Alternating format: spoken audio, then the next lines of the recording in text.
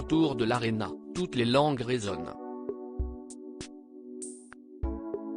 Les gens sont venus en masse, d'un peu partout à travers le globe, pour avoir la chance d'applaudir l'une des deux performances parisiennes du girls band sud-coréen explosif Blackpink. Les 11 et 12 décembre 2022, Lisa, Rosé, Jisoo et Jennie enflamment effectivement la célèbre salle située dans le 12e arrondissement de notre capitale. Et on peut dire que ceux qui sont parvenus à obtenir leur ticket en ont eu pour leur argent. Ce soir, CIST le feu à Paris. La foule vêtue de rose et de noir a commencé à chanter toutes les paroles, très fort, en anglais comme en coréen, des titres issus du répertoire des Blackpink avant même que les 4 membres du groupe de K-pop ne fassent leur entrée. Ce soir, CIST le feu à Paris, annonce-t-elle, une fois à leur tour venu. Et pour cause, chorégraphie millimétrée, troupe de danseurs, orchestre live, pyromanie, projection vidéo, changement de tenue, 5 chacune en tout, passage solo dont un inédit pour Jennie, cotillon et confetti. Elles ont prévu la totale pour ravir ceux qui ont traversé le monde et payé un sacré prix pour pouvoir intégrer l'armée de Blink sans furie dans l'aréna.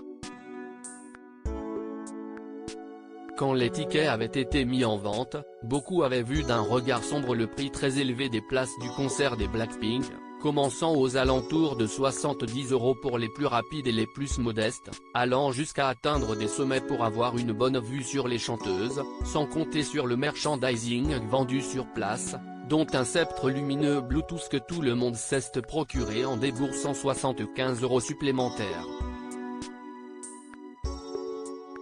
En tout et pour tout, les Blackpink ont interprété plus de 20 titres, dont Kill This Love, How You Like That to Love Sick Girls, sur une durée de plus de 2 heures avec très peu d'interludes leur permettant de respirer ou de boire. Je suis vraiment désolé. Quelques mots en français, un échange de regards complices à la sauvette entre deux membres.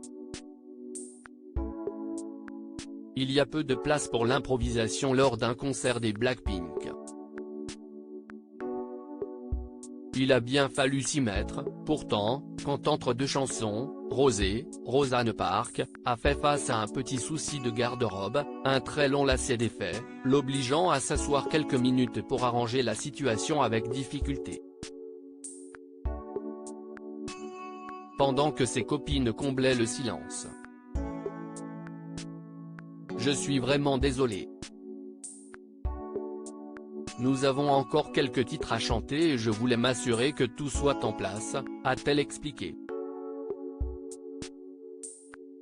Je m'excuse. Voilà qui fait du bien, après tout.